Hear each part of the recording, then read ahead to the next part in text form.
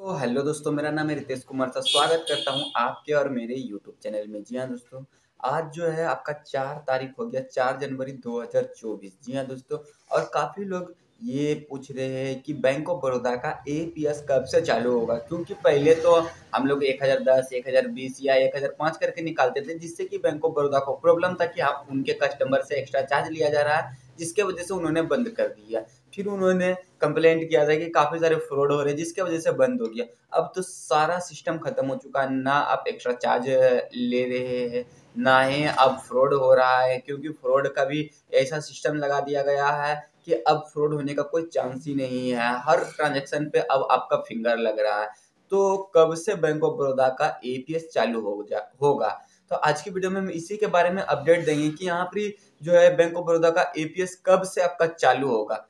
तो अभी तक बैंक का या एनपीसीआई का, आरबीआई का कोई भी ऐसा नया अपडेट नहीं आया है जिसमें बैंक ऑफ बड़ौदा का जिक्र किया गया है कि इस दिन से इसका चालू हो जाएगा या चालू होगा कि नहीं होगा। तो यहाँ पर मैं बताऊं दोस्तों साफ साफ कि कुछ एपीएस यानी कि जैसे कि मेरे पास पेटीएम पेमेंट बैंक का भी एप्लीकेशन है, जहां से मैं मतलब बैंक ऑफ बड़ौदा का पैसा निकालता हूं, तो वहां पे बैंक ऑफ बड़ौदा का पैसा निकल जाता है, वहां पे कोई भी प्रॉब्लम नहीं आता है। और बैंक ऑफ बड़ौदा का उसमें काफी दिनों से पैसा निकल रहा है, जिससे कि मेरे को कोई प्रॉब्लम आज तक नहीं आया है बैंक ऑफ बड़ौदा में। लेकिन दूसरे कोई भी कंपनी यानी कि स्पाइस मनी, फिनो जैसे और भी कंपनी है, उन सभी में बैंक ऑफ बड़ौदा का भी ट्रांजेक्शन नहीं हो रहा है। तो वहाँ पर क्या हो रहा है दोस्तों, जो ट्रांजैक्शन तो नहीं हो रहा है, लेकिन वहाँ पर ही आप जब किसी भी कस्टमर का निकालते हैं तो उनका सस्पेक्टेड फ्रॉड बता रहा है। तो जो भी लोग ऐसे कंपनी इस्तेमाल कर रहे हैं उन सभी को यही मैं कहना चाहूँगा दोस्तों कि अभी तक तो कोई बैंक ऑफ बड़ौदा का अपडेट आया नहीं है जिससे कि हम लोग कुछ आपको बता सके। लेकिन जैसे ही कोई भी अपडेट आता है तो हम लोग ज़रूर अपने चैनल पे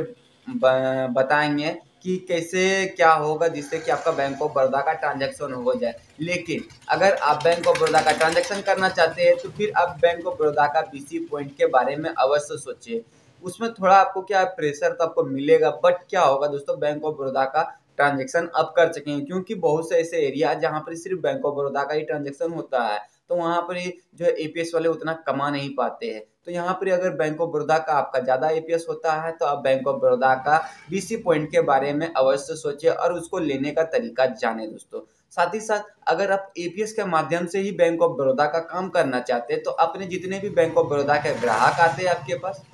उनको एटीएम लेने का सजेस्ट करें, उनको एटीएम अप्लाई करवाए कि नहीं, आप जाके एटीएम ले लीजिए जिससे कि आप ट्रांजैक्शन कर सकेंगे। तो आप अपने एप्लीकेशन यानी एपीएस के माध्यम से एटीएम मशीन के माध्यम से बैंक ऑफ बड़ौदा का ट्रांजैक्शन कर सकेंगे। जैसे कि मेरे पास स्पाइस मनी का जो है एप्लीकेशन है और मैं स्पाइस मनी का डिस्ट्रीब्यूटर भी हूँ। तो यहाँ पर दोस्तों जो भी एटीएम के थ्रू से ट्रांजैक्शन करता है बैंक ऑफ बड़ौदा का, तो उसका आसानी से बैंक ऑफ बड़ौदा का ट्रांजैक्शन हो जाता है बिना किसी परेशानी के। लेकिन वो आधार कार्ड से जब करता है तभी उनको सस्पेक्टेड फ्रॉड का ऑप्शन आता है, देखने को मिलता है, और आधार कार्ड से पैसा नहीं निकलता है उनका।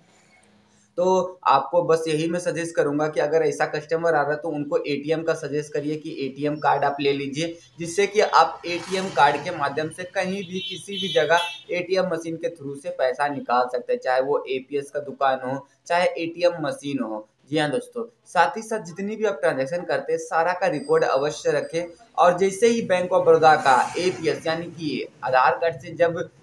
पैसा निकलने लगेगा, इस पे कोई अपडेट आएगी तो वैसे ही हम लोग अपने चैनल के माध्यम से आपको जरूर अपडेट कर देंगे दोस्तों। साथ ही साथ मैं बता दूं दोस्तों कि बैंक ऑफ बड़ौदा की एपीएस अभी चालू तो होने वाली है नहीं, क्योंकि कोई भी इसका अपडेट वगैरह हम लोगों को मिला नहीं है या फिर कोई भी अपडेट नोटिफिकेशन आया नहीं है, जिसके वजह से अभी कुछ भी कहा नहीं जा सकता है कि बैंक ऑफ बड़ौदा का ट्रांजेक्शन होगा ही होगा। और काफ़ी लोग ऐसा करते हैं कि नए नए आईडी ले लेते हैं, तो उनको भी यही कहूँगा अगर आप जितना भी नया आईडी लेते हैं तो आप फिर भूल जाए कि आपका बैंक ऑफ बड़ौदा का ट्रांजेक्शन होगा, क्योंकि जो भी लोग ऐसा कर रहे हैं उनका नया नया आईडी बन रहा है, उनका आधार कार्ड पैन कार्ड सारे कंपनी में जा रहा है, और जिससे बैंक ऑफ बड़ौदा जान जा रहा है कि इस पैन कार्ड पे इतनी इतनी आईडी चल रही है, जिसके वजह से उनका परमानेंट वो पैन कार्ड के माध्यम से उनका जितनी भी आईडी है सारे पे बैंक ऑफ बड़ौदा ब्लॉक कर देते हैं। तो ऐसे लोगों को मैं बिल्कुल कहूंगा कि आप 10 आईडी ना ले, एक ही आईडी से ट्रांजेक्शन करें, जिससे कि आप सुरक्षित रह के काम कर सके और आपकी आईडी सेपरेट रहे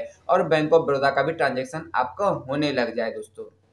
तो यही करना चाहूंगा। और काफी लोग तो नए नए में कोई भी लेता है तो उनका तो एपीएस होने लगता है 10 दिन, 15 दिन, 1 महीना, उसके बाद फिर ऑटोमेटिक ही उसका एपीएस क्लोज हो जाता है, उनका आधार कार्ड से पैसा निकालना बैंक ऑफ बड़ौदा का बंद हो जाता है। तो दोस्तों जैसे इस पे कोई अपडेट आता है तो मैं जरूर कमेंट करूंगा, जरूर बताऊंगा आपको। व्हाट्सएप पे भी हम लोग सपोर्ट देते रहते हैं। साथ ही साथ अभी तक हमने नया आईडी नहीं बनाया है स्पाइस मनी का, जैसे बनाता हूं तो उस पे देखता हूं कि क्या आता है, कि अभी नया आईडी पे बैंक ऑफ बड़ौदा अप्रूवल मिल रहा है या नहीं मिल रहा, बैंक ऑफ बड़ौदा कितने दिन तक नया आईडी पे वो चल रहा है। ये सारी जानकारी आपको नेक्स्ट वीडियो में मिलने वाली है दोस्तों। तो चैनल पे अगर नए तो चैनल को जरूर से जरूर सब्सक्राइब कर लीजिएगा और बेल आइकन को दबा लीजिएगा, ताकि इस तरह का नए वीडियो मैं आप तक लाता रहूं और आप इसका लाभ ले सके। तो फिर मिलेंगे नेक्स्ट वीडियो में, तब तक के लिए धन्यवाद, थैंक यू, जय हिंद।